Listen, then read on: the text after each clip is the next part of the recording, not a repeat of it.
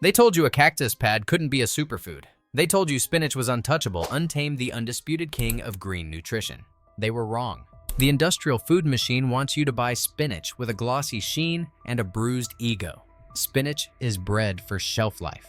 Spinach bleeds water. Spinach succumbs to heat. Spinach whispers when it should roar. Meanwhile, in blinding, blistering desert sun, a plant forged by millennia of death and drought stands defiant. A plant the Aztec warriors carried in their packs like armor. A plant that saved whole villages when famine stalked the land. A plant that shrugs off heat, hunger, and contempt. That plant is the Nopal cactus pad, the Opuntia species. It looks ordinary, flat, green, mucilaginous, slimy. But beneath that slime is a nutrient profile built by evolution to embody survival itself. Today we expose the secret of the Nopalese and why the industrial food empire fears this cactus more than it fears your backyard garden. The moment you cut into a Nopal pad, you're ripping open millennia of survival strategy. The flesh isn't leaf. It's a succulent cladoda water storage organ that defies dehydration and forces its metabolism to collapse heat stress into nourishment. Opuntia pads pack calcium, magnesium, mucilage, soluble fiber, and stable protein fractions that refuse to degrade when the mercury climbs. In contrast, spinach, a classic C3 leafy green, is shockingly fragile. Its chloroplasts collapse under heat stress above 30 degrees Celsius, breaking down proteins and vitamins to protect the leaf but sacrificing nutrient density in the process. Nopalese, however, use Crassulacean Acid Metabolism, CAMA, photosynthetic pathway that keeps stomata closed in blistering daytime heat to conserve water and only open them at night to fix CO2. This strategy isn't just efficient, it makes Opuntia pads nutrient-dense under stress, a trait that spinach can only dream of in a refrigerated supply chain. In a 150-gram serving of Nopalese, you get not just calories, but concentrated minerals, particularly calcium and magnesium, and a texture loaded with soluble mucilage that slows digestion and stabilizes blood sugars long after eating.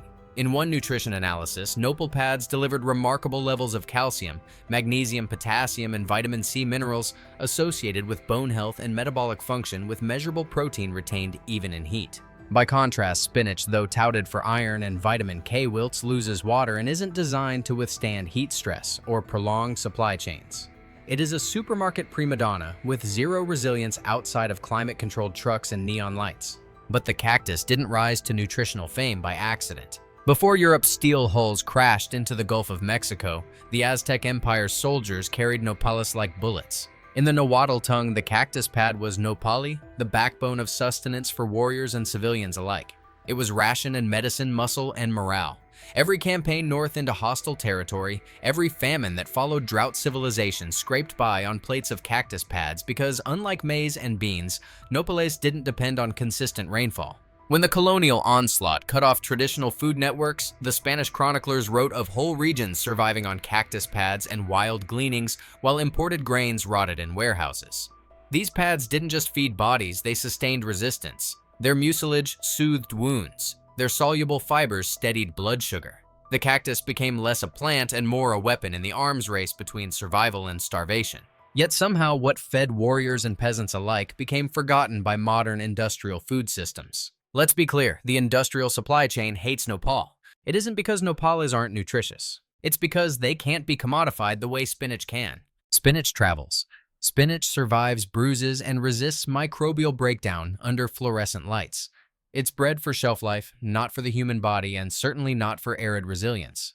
Nopales, by contrast, are inherently flawed for industry. Their mucilage turns into slippery slime within hours of harvest. They oxidize, darken, and decompose far faster than any vacuum-packed supergreen. Once cut, nopales start turning gray-green and lose structural integrity within a day or two, long before any barcode can be slapped on them.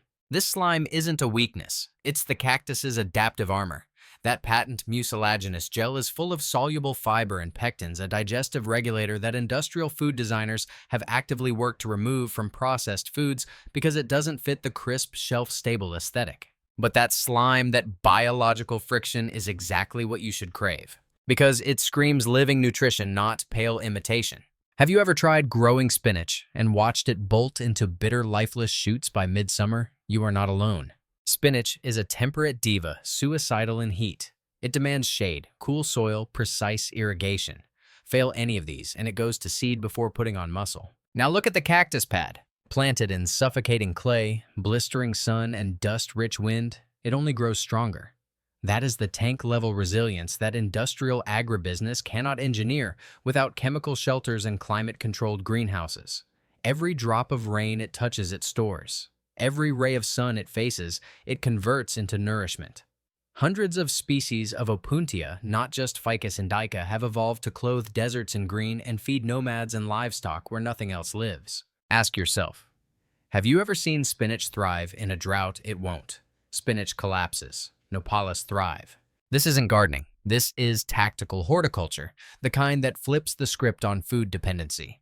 And yet there's a reason you can't buy fresh Nopal cactus pads in every grocery aisle. They fail the industrial shelf test. Industry selects for aesthetics, firm edges, consistent color, low moisture.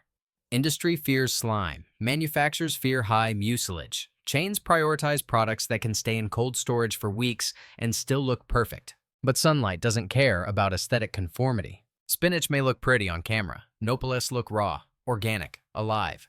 Industry would rather sell you irradiated spinach than a bag of cactus pads that turn into nutrient-rich jelly an hour after cutting.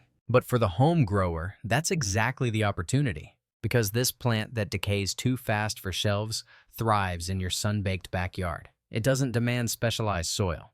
It doesn't need powdered nutrients. It gives back tenfold what you put in. So let's get tactical. You want victory. You want edible resistance. Here are the non-negotiable truths of growing Nopal. Climate zones. These pads worship sun. USD. A zones 8 to 11 are prime, but they will still produce in harsher conditions where spinach wilts. Select a spot with full sun for at least 8 hours daily. Soil and water.